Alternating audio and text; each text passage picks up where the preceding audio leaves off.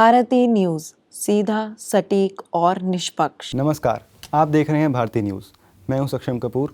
आइए जान लेते हैं आज की सुर्खियां। सबसे पहले राष्ट्रीय समाचार।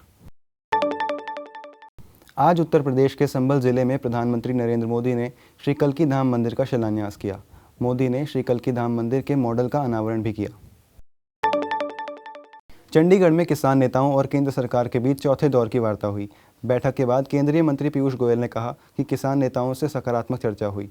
उन्होंने कहा कि दोनों पक्षों ने संयुक्त रूप से प्रस्ताव दिया है कि एनसीसीएफ और नेफेड जैसी सरकारी समर्थित सहकारी समितियां अगले 5 वर्षों के लिए अनुबंध बनाएंगी और किसानों से न्यूनतम समर्थन मूल्य पर खरीदेंगी। हालांकि इसमें मात्रा की कोई सीमा नहीं होगी। द्रौपदी मुर्मू आज से अंडमान और निकोबार द्वीप समूह के बीच 5 दिवसीय यात्रा पर रहेंगी। इस यात्रा के दौरान राष्ट्रपति शहीद स्तंभ पर पुष्पांजलि अर्पित करेंगी और सेलुलर जेल परिषद तथा संग्रहालय भी जाएंगी।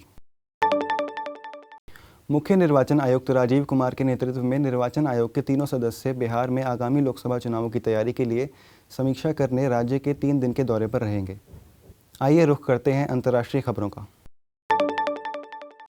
इजराइल की चेतावनी, कहा रमज़ान तक बंधकों को मुक्त नहीं किया तो रफ़ाह पर हमला। रविवार को इजराइल ने चेतावनी जारी की है कि अगर हमास रमज़ान की शुरुआत तक गज़ा में बचे बंधकों को मुक्त नहीं करता है तो अगले महीने रफ़ाह के खिलाफ हमला किया जाएगा। रेड सी में हूती हमलों को रोकने में अमेरिकी सेना की कार्रवाई। रेड सी में स्थित संयुक्त राष्ट्र सेना ने रविवार को हूती नियंत्रित यमन के क्षेत्रों से भू और वायु से होने वाले हमलों को रोकने के लिए 5 स्वरक्षा हमले किए। यूएन के मुख्यालय में अफगानिस्तान के साथ अंतर्राष्ट्रीय संबंधों में बढ़ोतरी के लिए सम्मेलन का आयोजन किया गया। तालिबान के अधीन मानवाधिकारों की अनुपालना की उम्मीद कम।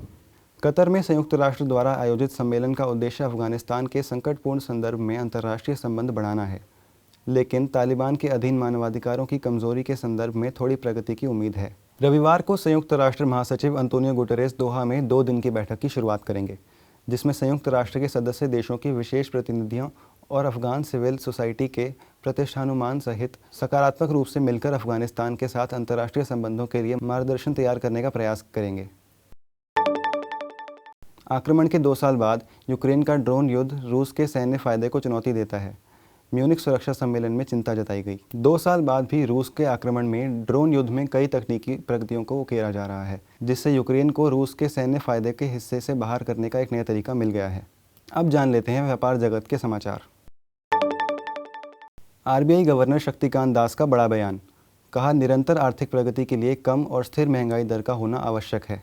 उनका बयान ऐसे समय पर आया है जब हालिया कंज्यूमर प्राइस इंडेक्स रिपोर्ट में 4% तक पहुंचने का टारगेट पूरा नहीं हो पाया है। हालांकि कुछ बेहतरी जरूर आई है।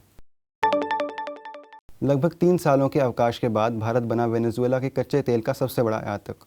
दिसंबर 2023 और जनवरी 2024 में वेनेजुएला से खरीदा सबसे ज़्यादा कच्चा तेल। बीते कुछ समय में अमेरिका ने अपने प्रतिबंधों में नरमी दिखाई है, जिसके बाद यह बड़ा बदलाव नजर आया है। एक्सिस बैंक के साथ अनुबंध के बाद पेटीएम के शेयर्स में आया 5% का उछाल। आरबीआई ने पेटीएम की बैंकिंग शाखा पर रोक लगाई थी, जिसके बाद पेटीएम ने एक्सिस बैंक के साथ अपनी कुछ सेवाओं को जारी रखने के लिए अनुबंध किया था। मालूम हो कि अब यह रोक 15 मार्च तक बढ़ाई जा चुकी है।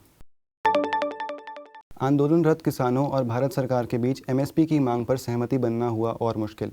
अंतर्राष्ट्रीय कृषि संगठन केयर्न्स ग्रुप ने कहा कि भारत सरकार द्वारा किसानों को दिए जाने वाले समर्थन से दूसरे देशों की खाद्य सुरक्षा को खतरा पहुंचता है। अब वक्त हो चला है खेल समाचार का। भारत का पहला मैच, टूर्नामेंट में एस्टोनिया के खिलाफ उत्साह। भारत इस प्रतियोगिता में अपना पहला मैच 21 फरवरी को एस्टोनिया के खिलाफ खेलेगा। राउंड रॉबिन आधार पर आयोजित टूर्नामेंट में भारत के उपयोग से इसके बाद 24 फरवरी को हांगकांग और 27 फरवरी को कोसोवा के साथ मुकाबला होगा।